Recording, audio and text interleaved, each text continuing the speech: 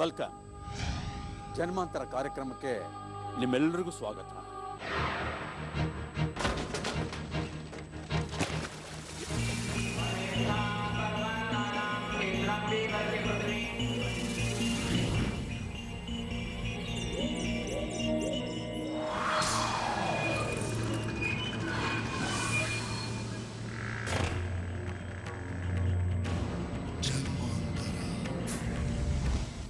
ಹುಟ್ಟು ಸಾವಿನ ನಂಟು ಬಿಡಿಸಲಾಗದಂಥ ಕಗ್ಗಂಟು. ಹುಟ್ಟು ದೇಹಕ್ಕೆ ಹೊರತು ಆತ್ಮಕ್ಕಲ್ಲ. ಆತ್ಮ ಅನ್ನೋದು ಚಿರಾಯು. ದೇಹದಿಂದ ದೇಹಕ್ಕೆ, ಜನ್ಮದಿಂದ ಜನ್ಮಕ್ಕೆ ನಾನಾ ಅವತಾರಗಳ ಜೊತೆ ಸಂಚರಿಸೋ ಆತ್ಮ ಎಂದೆಂದೂ ಅಮರ. ಆ ಆತ್ಮಗಳ ಅವತಾರದ ಅನಾವರಣವೇ ಈ ನಮ್ಮ ಜನ್ಮಾಂತರ. ಅದ್ರ ಬಗ್ಗೆ ಬಾಲಕೃಷ್ಣ ಗುರೂಜಿ ಏನು ಹೇಳ್ತಿದ್ದಾರೆ ಅಂತ ನೋಡ್ಕೊಂಡ್ಬರೋಣ.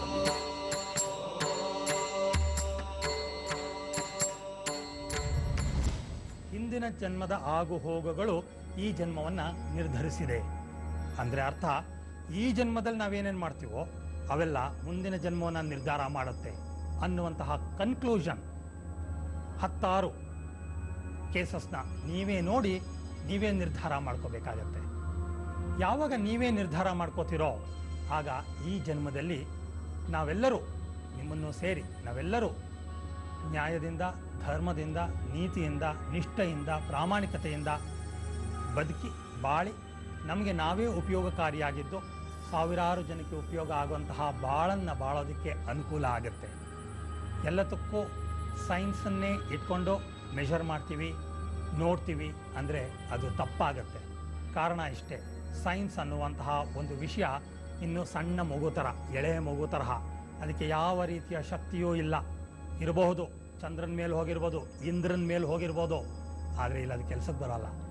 ಆತ್ಮ, ಪರಮಾತ್ಮ ಅನ್ನೋದು ಎಷ್ಟು ಸೂಕ್ಷ್ಮ ಅಂತಂದರೆ ಯಾವ ಸೈಂಟಿಫಿಕ್ ಮೆಷರ್ಮೆಂಟ್ನೂ ಮಾಡೋಕ್ಕೆ ಆಗದಿರುವಂತಹ ಸೂಕ್ಷ್ಮತೆ ಇವಕ್ಕಿದೆ. ಇದನ್ನು ನಾವು ನಂಬಬೇಕಾದ್ರೆ, ತಿಳ್ಕೋಬೇಕಾದ್ರೆ statistics is the only choice. ಹಾಗಾಗಿ ನಾವು ಇಲ್ಲಿ ತೋರಿಸುವ ಪ್ರತಿಯೊಂದು ಎಪಿಸೋಡ್ಸ್ನ ಹಿನ್ನೆಲೆಯನ್ನು ನಿಮಗೆ ಕೊಡ್ತೀವಿ. ಅಂದರೆ ಉದಾಹರಣೆಗೆ, ತಲೆನೋವಿದ್ದೆ ಒಬ್ಬ ವ್ಯಕ್ತಿಗೆ ಅಂದರೆ ಈ ತಲೆನೋವು ಎಷ್ಟು ವರ್ಷಗಳಿಂದ ಇದೆ, ಯಾರ್ಯಾರು ತೋರಿಸಿದ್ದೀರಾ, ಎಷ್ಟೆಷ್ಟು ಖರ್ಚಾಗಿದೆ ಹಣ, ಯಾವ ರೀತಿಯ ಉಪಯೋಗ ನಿಮಗೆ ಸಿಕ್ಕಿದೆ ಅಂತ ತೋರಿಸಿ ಅಂತಹ ಕೇಸಸ್ನ ಹಿಂದಿನ ಜನ್ಮಕ್ಕೆ ಕರ್ಕೊಂಡು ಹೋಗಿ ಇದಕ್ಕೆ ಕಾರಣವನ್ನು ಅಲ್ಲಿ ನೋಡಿ ಆ ಕಾರಣವನ್ನು ಸರಿಪಡಿಸಿದಾಗ ಈ ಜನ್ಮದಲ್ಲಿ ಯಾವ ತರಹ ಸಮಸ್ಯೆ ನಿವಾರಣೆ ಆಗುತ್ತೆ, ತಲೆನೋವು ಹೋಗುತ್ತೆ ಉದಾಹರಣೆಗೆ ಅನ್ನೋದನ್ನು ನೀವೇ ನೋಡ್ತಾ ಬರ್ತೀರಾ. ಯಾವಾಗ 10, 20 ಈ ತರಹ ಕೇಸ್ಗಳನ್ನ ನೀವು ನೋಡ್ತಿರೋ ಆಗ ನಿಮ್ಮ ನಿರ್ಧಾರಕ್ಕೆ ನೀವೇ ಸಹಾಯ ಮಾಡ್ಕೊಳ್ಳೋಕ್ಕಾಗತ್ತೆ. ಆ ಕಾರಣಕ್ಕೆ ನಮ್ಮ ಉದ್ದೇಶ ಬಹಳ ಸ್ಪಷ್ಟವಾಗಿದೆ. ಇಲ್ಲಿ ಯಾವ ರೀತಿಯ ಕುಕಿಂಗ್ ಅಪ್ ಇಲ್ಲ, ಯಾವ ರೀತಿಯ ಕತೆ ಕಾದಂಬರಿಗಳಲ್ಲ. ಇದು ನಿಜವಾದ ಲೈವ್ ಸ್ಟೋರೀಸ್. ನಾವು ಸ್ಟೇಜ್ ಪರ್ಫಾರ್ಮೆನ್ಸ್ ಥರ ಮಾಡೋದಾಗಲಿ, ತಮಾಷೆಗೋಸ್ಕರ ಮಾಡೋದಾಗಲಿ, ಎಂಟರ್ಟೈನ್ಮೆಂಟ್ಗೋಸ್ಕರ ಮಾಡೋದಾಗಲಿ ನಮ್ಮ ಉದ್ದೇಶ ಅಲ್ಲ. ಹಿಪ್ನಾಸಿಸ್ ಈಸ್ ಎ ಸೀರಿಯಸ್ ಗೇಮ್. ಈ ಒಂದು ಸುಂದರವಾದ ವಿದ್ಯೆಯನ್ನು ಉಪಯೋಗಿಸ್ತಾ ಮನುಕುಲಕ್ಕೆ ಯಾವ ರೀತಿ ಸಹಾಯ ಆಗುತ್ತೆ ಅಂತ ತೋರಿಸೋದೇ ನಮ್ಮ ಉದ್ದೇಶ. ಕೇಳಿದ್ರಲ್ಲ ವೀಕ್ಷಕರೇ, ಬಾಲಕೃಷ್ಣ ಗುರೂಜಿಯವರು ಹೇಳಿದ ಮಾತನ್ನ. ಅದೇ ರೀತಿ ಪ್ರತಿ ಸಾವಿಗೂ, ಪ್ರತಿ ನೋವಿಗೂ ಒಂದೊಂದು ಕಾರಣ ಇದ್ದೇ ಇರುತ್ತೆ. ಅದು ಹಿಂದಿನ ಜನ್ಮದೊಂದಿಗೆ ಬೆಸೆದುಕೊಂಡಿರುತ್ತೆ. ಅದನ್ನು ಎಳೆ ಎಳೆಯಾಗಿ ಬಿಡಿಸಿ ಸಮಸ್ಯೆಗೆ ಪರಿಹಾರ ನೀಡೋ ಈ ನಮ್ಮ ಜನ್ಮಾಂತರದ ಈ ಸಂಚಿಕೆಯ ಅತಿಥಿ ಮಲ್ಲಿಕಾರ್ಜುನ್. ಮಲ್ಲಿಕಾರ್ಜುನ್ ಮೂಲತಃ ಗುಲ್ಬರ್ಗಾ ಜಿಲ್ಲೆಯ ಸಿಂಗಾಪುರ್ ತಾಲೂಕು ಬಸವ ಕಲ್ಯಾಣ ಹೋಬಳಿಯ ಚಿಕ್ಕಹಳ್ಳಿ ಗ್ರಾಮದಲ್ಲಿ ಜನಿಸಿದವರು. ದೊಡ್ಡ ಜಮೀನ್ದಾರ್ ಕುಟುಂಬದಲ್ಲಿ ಹುಟ್ಟಿದ ಮಲ್ಲಿಕಾರ್ಜುನ್ ಸದ್ಯ ಬೆಂಗಳೂರಿನಲ್ಲಿ ವಾಸ ಮಾಡ್ತಿದ್ದಾರೆ. ನೋಡೋಕೆ ಸಂತೃಪ್ತರಂತೆ ಕಾಣೋ ಇವರ ಬದುಕಿನಲ್ಲಿ ಸಾಕಷ್ಟು ಸಂಕಷ್ಟಗಳಿವೆ. ಆ ಸಂಕಷ್ಟಗಳು ಏನು, ಅದಕ್ಕೂ ಅವರ ಹಿಂದಿನ ಜನ್ಮಕ್ಕೂ ಇರೋ ಸಂಬಂಧ ಏನು, ಈ ಕುತೂಹಲಕಾರಿ ಸಂಗತಿಗಳನ್ನ ತಿಳಿಯೋಣ. ನಮಸ್ಕಾರ. ನಮಸ್ಕಾರ. ಎಷ್ಟು ವಯಸ್ಸು ನಿಮಗೆ? 55. ಏನು ಸಮಸ್ಯೆಗಳಿದೆ? ಈ ಹೊಟ್ಟೆ ಭಾಗದಲ್ಲಿ ಊಟ ಮಾಡಿದ್ದೇ ಮೇಲೆ ಬಂದಂಗೆ ಅನಿಸುತ್ತೆ. ಓಕೆ. ಫಾರ್ ಎಕ್ಸಾಂಪಲ್, ಬಾಳೆಹಣ್ಣು ಚಪಾತಿ ಊಟ ಮಾಡಿದೆ. ಊಟ ಆದ ಒಂದು 5-10 ನಿಮಿಷ ಆದಮೇಲೆ ಅದು ಬಾಳೆಹಣ್ಣು ಚಪಾತಿನೇ ಬಾಯಲ್ಲಿ ಮತ್ತೆ ರಿಪೀಟ್ ವಾಪಸ್ ಬರುತ್ತೆ. ವಾಮಿಟಿಂಗ್ ಆದಮೇಲೆ ಏನು ಒಳಗಡೆ ಇದ್ದಿದ್ದು ಹೊರಗೆ ಬರುತ್ತಾರೆ ಆ ರೀತಿ ಬಾಯಲ್ಲೇ ಬರುತ್ತೆ. ಎಷ್ಟು ವರ್ಷಗಳಿಂದ ಇದೆ ಈ ಥರ? ಸುಮಾರು 9-10 ವರ್ಷ ಚಿಕ್ಕವನಿದ್ದಾಗ ಹಿಡಿದು. ನೀವು 10 ವರ್ಷದ ಮಗು ಆದಾಗಲಿಂದ ಅದು ಬರುತ್ತೆ. ಸುಮಾರು 40-45 ವರ್ಷಗಳ ತನಕ ಇದೆ ಈ ತೊಂದರೆ ಇದೆ. ಇದು ಮಲ್ಲಿಕಾರ್ಜುನ್ ಅವರಿಗೆ ಹುಟ್ಟಿನಿಂದ ಕಾಡುತ್ತಿರೋ ಸಮಸ್ಯೆ. ಏನೇ ತಿಂದ್ರೂ ಅದು ಅವರ ಹೊಟ್ಟೆಯಲ್ಲಿ ನಿಲ್ಲೋದಿಲ್ಲ. ತಿಂದಿದ್ದೆಲ್ಲ ಮತ್ತೆ ಬಾಯಿಂದ ಸ್ವಲ್ಪ ಸ್ವಲ್ಪವಾಗಿ ಹೊರಬಂದು ಬಿಡುತ್ತದೆ. ಇದರಿಂದ ಇವರು ತಮ್ಮ ಹಸಿವು ನೀಗಿಸಿಕೊಳ್ಳುವುದೇ ಒಂದು ದೊಡ್ಡ ಸಮಸ್ಯೆಯಾಗಿ ಹೋಗಿದೆ.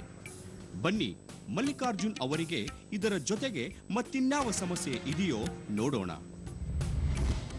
ಆಮೇಲೆ ಇನ್ನೇನು ತೊಂದರೆ ಇದೆ? ಏನು ತೊಂದರೆ ಅಂದರೆ ನಿದ್ದೆ ಜಾಸ್ತಿ ಆಗುತ್ತೆ.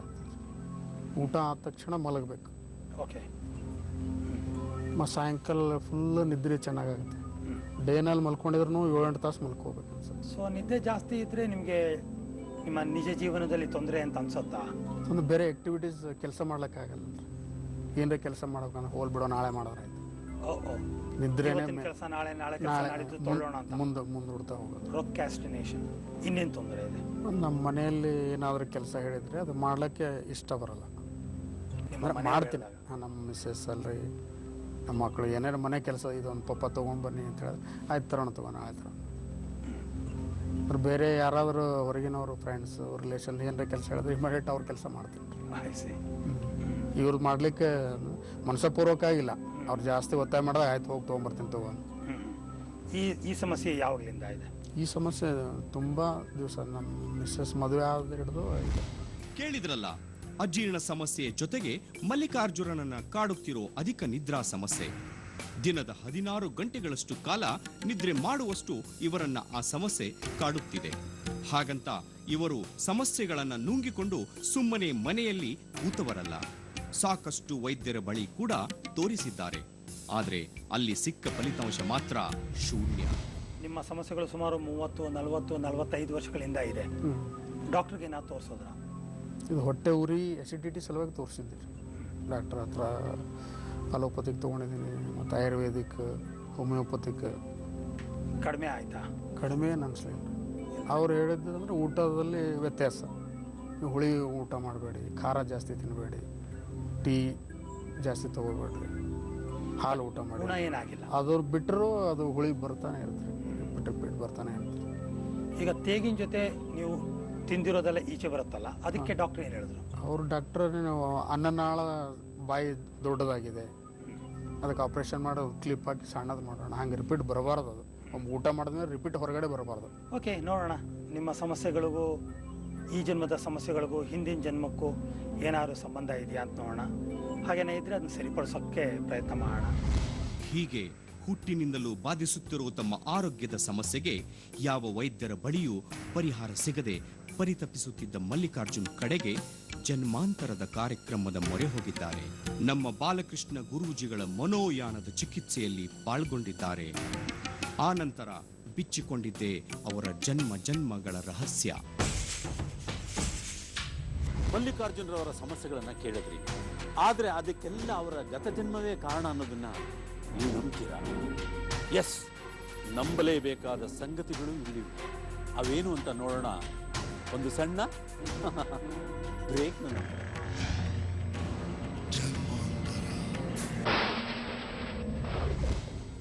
ಜನ್ಮಾಂತರ ಒಂದರ್ಥದಲ್ಲಿ ವೈದ್ಯಕೀಯ ಕ್ಷೇತ್ರಕ್ಕೂ ಸವಾಲಾದಂಥ ಸಂಗತಿಗಳು ಈ ನಮ್ಮ ಕಾರ್ಯಕ್ರಮದಲ್ಲಿ ಅನಾವರಣಗೊಳ್ಳುತ್ತವೆ. ಎಲ್ಲೂ ಸಿಗದ ಪರಿಹಾರಗಳು ಈ ನಮ್ಮ ವೇದಿಕೆಯಲ್ಲಿ ಸಿಗುತ್ತೆ. ಹಾಗಾದ್ರೆ ಆ ಮಲ್ಲಿಕಾರ್ಜುನ್ ಸಮಸ್ಯೆಗಳ ಗುಟ್ಟೇನು? ಅವರಿಗೆ ಸಿಕ್ಕ ಪರಿಹಾರ ಏನು? ಇಲ್ಲಿವೆ ಆ ರೋಚಕ ಸಂಗತಿಗಳು. ಮಲ್ಲಿಕಾರ್ಜುನ್ ಅವರ ಸಮಸ್ಯೆಗಳಿಗೆ ಉತ್ತರ ಹುಡುಕುವ ಪ್ರಯತ್ನ ಬಾಲಕೃಷ್ಣ ಗುರೂಜಿಗಳದಾಗಿತ್ತು. ಹಾಗಾಗಿ ಅವರನ್ನ ಮನೋಯಾನದ ಮೂಲಕ ಅವರ ಸುಪ್ತ ಮನಸ್ಸನ್ನ ಎಚ್ಚರಿಸುವ ಕಾರ್ಯ ನಮ್ಮ ಸ್ಟುಡಿಯೋದಲ್ಲಿ ಆರಂಭವಾಗಿತ್ತು. ಆಳವಾದ ಸಂಮೋಹಿನಿ ಅಥವಾ ವಿಶ್ರಾಂತಿಯಲ್ಲಿದ್ದೀಯಾ? ಬ್ಯೂಟಿಫುಲ್ ಬಬಲ್ ನಿನ್ನ ಮನಸ್ಸನ್ನು ಮಾತ್ರ ಹಿಂದಕ್ಕೆ ತಗೊಂಡೋಗ್ತಾ ಇದೆ. ನಿನ್ನ ದೇಹ ಇಲ್ಲಿ ಸ್ಟುಡಿಯೋನಲ್ಲಿ ಸುಖವಾಗಿ ಮಲಗಿದೆ. ನನ್ನ ಟೋಟಲ್ ಕೇರ್ ಅಂಡ್ ಕನ್ಸರ್ನ್ನಲ್ಲಿ ಮಲಗಿದೆ.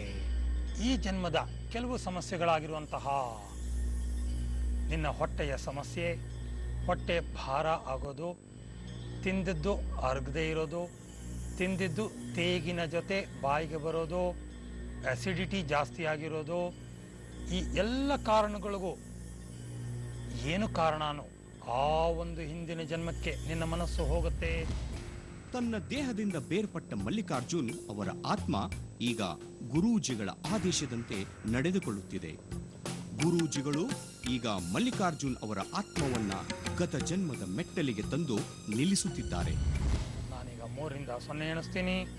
ಆಗ ಎಲ್ಲವನ್ನು ಬಲ್ಲಂತಹ ನಿನ್ನ ಮನಸ್ಸನ್ನ ಹಿಂದಕ್ಕೆ ಕರ್ಕೊಂಡೋಗ್ತಿರೋ ಬಬಲ್ ಈ ಜನ್ಮದ ಮಲ್ಲಿಕಾರ್ಜುನ್, ಈ ಜನ್ಮದ ಸಮಸ್ಯೆಗಳು, ಹೊಟ್ಟೆಯ ಸಮಸ್ಯೆಗಳಾಗಿರುವಂತಹ ಆ ಒಂದು ಜನ್ಮಕ್ಕೆ ಕರ್ಕೊಂಡೋಗಿ ಭೂಮಿ ಮೇಲೆ ಇಳಿಸುತ್ತೆ. ಆಗ ಎಸ್ಸನ್ನು 3, 2, 1, 0. ಎಸ್. ಗುಡ್. ನಿಧಾನಕ್ಕೆ ನಡೆಯಕ್ಕೆ ಶುರು ಮಾಡು. ನಿಧಾನಕ್ಕೆ ನಡೀತಾ ನಡೀತಾ ನೀನು ನಡೀತಿರುವಂತಹ ಜಾಗ ಹೇಗಿದೆ ಹೇಳು. ಸ್ಮೂತ್ ಆಗಿದೆ. Very good. ಹಾಗೆ ನಡೀತಾ ನಡೀತಾ ಅದು ಒಳಗಡೆಯ ಪ್ರದೇಶನ ಅಥವಾ ಹೊರಗಡೆ ಬಯಲ, ಏನದು? ಒಳಗಡೆ ಪ್ರದೇಶ. Very good. ಹಾಗೆ ನಿಂತ್ಕೊಂಡು ಪಾದಗಳಿಗೆ ಏನು ಹಾಕ್ಕೊಂಡಿದ್ಯಾ ಅಂತ ನೋಡು. ಚಪ್ಪಲಿ. Very good. ಯಾವ ಥರ ಇದೆ ಚಪ್ಪಲಿ? ಸಾಮಂತ ಅರಸ ಥರ. ಅರಸರು ಹಾಕ್ಕೊಳ್ತಾರ. ಸಾಮಂತ ಅರಸರು ಹಾಕೊಳ್ಳೋ ಥರ ಚಪ್ಪಲಿನ? ಹೌದು. All right.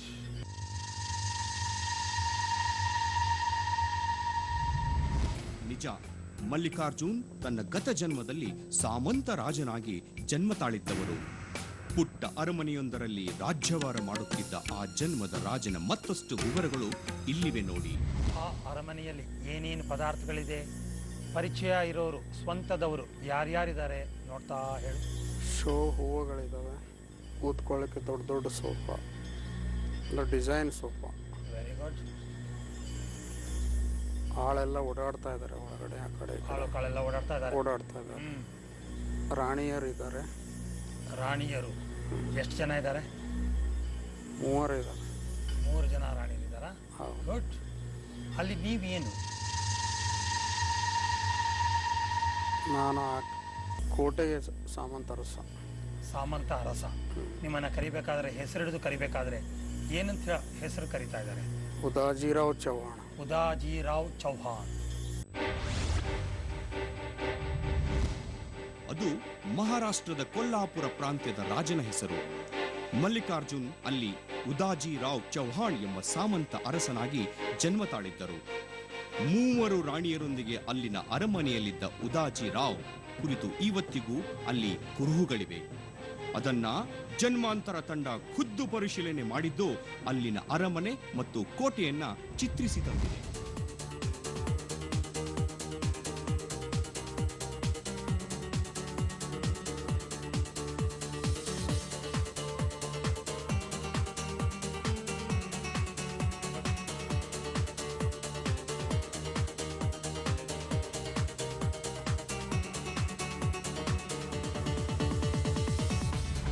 ಈಗ 3 ರಾಣಿಯರಿದ್ದಾರೆ. ಅದರಲ್ಲಿ ಮೊದಲನೆಯ ರಾಣಿಯ ಕಣ್ಣಲ್ಲಿ ಕಣ್ಣಿಟ್ಟು ನೋಡ್ತಾ, ಆ ರೀತಿಯ ವ್ಯಕ್ತಿ ಈ ಜನ್ಮದಲ್ಲಿ ಯಾರಾದರೂ ಇದ್ದಾರಾ ಅಂತ ನೋಡು. ಇದ್ದಾರೆ. ಅವ್ರು ನಿಂಗೆ ಏನಾಗಬೇಕು ಈ ಜನ್ಮದಲ್ಲಿ? ನನ್ನ ಹೆಂಡತಿ. ಈ ಜನ್ಮದ ಹೆಂಡತಿ, ಆ ಜನ್ಮದ ಮೊದಲನೇ ರಾಣಿನ? ಹೌದು. Good good. ಈ ಜನ್ಮದಲ್ಲಿ ಮಲ್ಲಿಕಾರ್ಜುನ್ ಅವರಿಗೆ ಪತ್ನಿಯಾಗಿ ಸಿಕ್ಕಿರುವ ಶೈಲಜಾ ಅವರು ಗತ ಜನ್ಮದಲ್ಲಿಯೂ ರಾಜನ ಪತ್ನಿಯಾಗಿದ್ದವರು. ರಾಜನ 3 ರಾಣಿಯರಲ್ಲಿ ಇವರು ಮೊದಲನೇ ಮಹಾರಾಣಿಯಾಗಿದ್ದವರು. ಹೀಗೆ ತನ್ನ ಪಾಡಿಗೆ ತಾನು ರಾಜ್ಯಭಾರ ಮಾಡಿಕೊಂಡು ಸುಖ ಜೀವನ ನಡೆಸುತ್ತಿದ್ದ ರಾಜನ ಆ ಜನ್ಮ ಅಂತ್ಯವಾಗಿದ್ದು ಮಾತ್ರ ಒಂದು ದುರಂತದಲ್ಲಿ.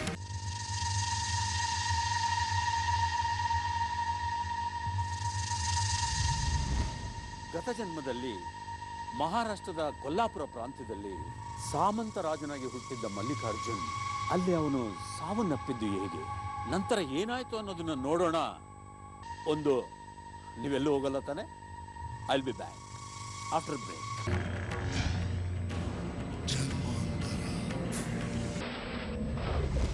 ಮದುವೆ ಅನ್ನೋದು 7 ಜನ್ಮಗಳ ಬಂಧ ಅಂತ. ಅದು ಮಲ್ಲಿಕಾರ್ಜುನ್ ಅವರ ದಾಂಪತ್ಯದಲ್ಲೂ ನಿಜವಾಗಿದೆ. ಗತ ಜನ್ಮದಲ್ಲಿ ಮಹಾರಾಣಿ, ಈ ಜನ್ಮದಲ್ಲಿ ಅವರಿಗೆ ಪತ್ನಿಯಾಗಿ ಸಿಕ್ಕಿರುವುದು ಅದಕ್ಕೆ ಸಾಕ್ಷಿಯಾಗಿದೆ. ಹಾಗಾದ್ರೆ ಗತ ಜನ್ಮದಲ್ಲಿ ಅವರಿಬ್ಬರ ಅಂತ್ಯ ಹೇಗಾಯಿತು? ನೀವೇ ನೋಡಿ. ಮಲ್ಲಿಕಾರ್ಜುನ್ ಅವರ ಮನೋಯಾನದಲ್ಲಿ ಬಿಚ್ಚಿಕೊಂಡ ಗತ ಜನ್ಮದ ಚಿತ್ರಣಗಳು ಇಂದಿಗೂ ನಮ್ಮ ಕಣ್ಣ ಮುಂದಿವೆ. ಅಲ್ಲಿನ ಕೋಟೆ, ಕೊತ್ತಲಗಳು, ದೇವಸ್ಥಾನಗಳ ಬಗ್ಗೆ ಮಲ್ಲಿಕಾರ್ಜುನ್ ಬಿಚ್ಚಿಟ್ಟ ವಿವರಗಳು ಸತ್ಯವಾಗಿವೆ. ಅವುಗಳನ್ನೆಲ್ಲ ನೋಡಿ ಬಂದ ನಮಗೆ ನಿಜಕ್ಕೂ ಅಚ್ಚರಿ ಮೂಡಿತ್ತು. ಹಾಗಾದ್ರೆ ಬನ್ನಿ, ಗತ ಜನ್ಮದ ಸಾಮಂತ ಅರಸ ಮತ್ತವರ ಮಡದಿಯ ಅಂತ್ಯ ಹೇಗಾಯಿತು ಅಂತ ನೋಡೋಣ. ಸೈನ್ಯದ ಜೊತೆ ಹೋಗ್ತಾ ಇದ್ದೀವಿ. ಸೈನ್ಯದ ಜೊತೆ ಹೋಗ್ತಾ ಇದೆಯಾ? ಹೋಗ್ತಾ ಇದೆ, ಕುದುರೆ ಮೇಲೆ ಹೋಗ್ತಾ ಇದೆ. ನನ್ನ ಜೊತೆನೂ ಸಹಪಾಠಿಗಳಿದ್ದಾರೆ. ದಾರಿ ಮಧ್ಯದಲ್ಲಿ ನಮ್ಮ ಮುಸ್ಲಿಂ ಸೈನ್ಯ ಅಟ್ಯಾಕ್ ಮಾಡ್ತಾರೆ ನಮ್ಮನ್ನು.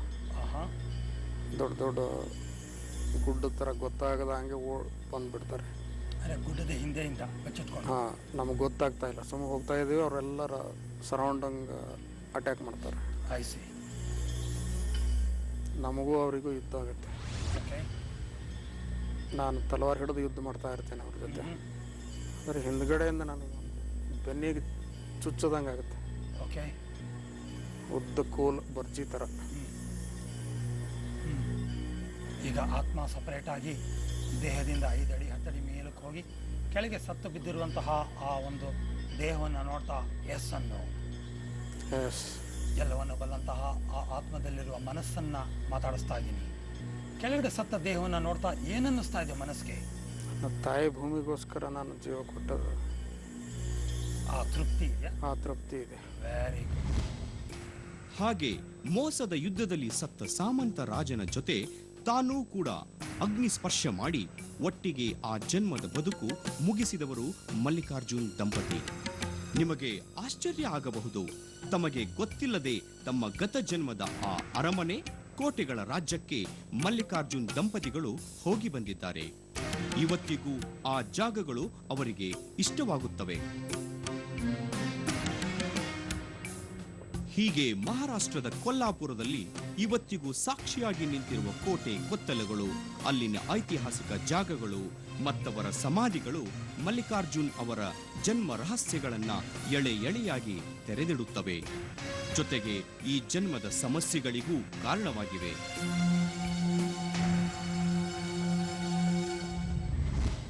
ಹೊಟ್ಟೆಯಲ್ಲಿ ಅಸಿಡಿಟಿ ಇರೋದಕ್ಕೂ, ಇಂಡೈಜೆಷನ್ ಇರೋದಕ್ಕೂ, ತೇಗದಾಗ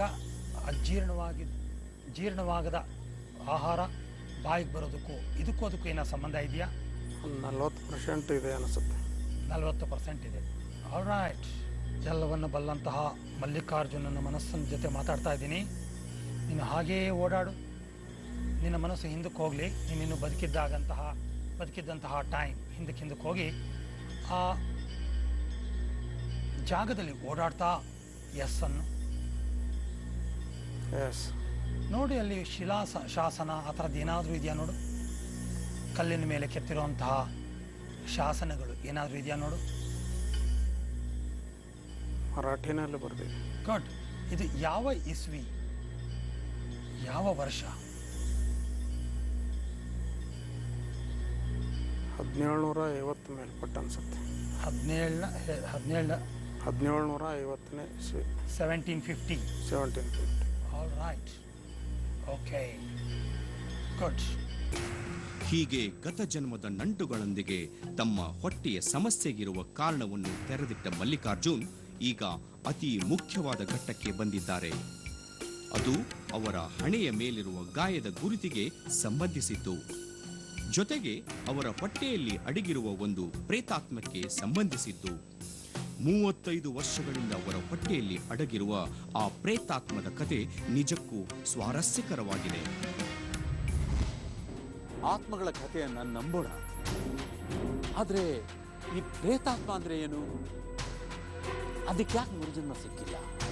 ಅಷ್ಟಕ್ಕೂ ಮಲ್ಲಿಕಾರ್ಜುನ್ ದೇಹದಲ್ಲಿ ಸೇರಿಕೊಂಡಿರೋ ಆ ಪ್ರೇತಾತ್ಮ ಯಾರು? ಆ ಕುತೂಹಲಕಾರಿ ಕಥೆಯನ್ನು ನೋಡೋಣ ನಾಳಿನ ಸಂಚಿಕೆಯಲ್ಲಿ. ಅಲ್ಲಿವರೆಗೂ ಕಾಯ್ತಿರ್ತೀರಲ್ಲ?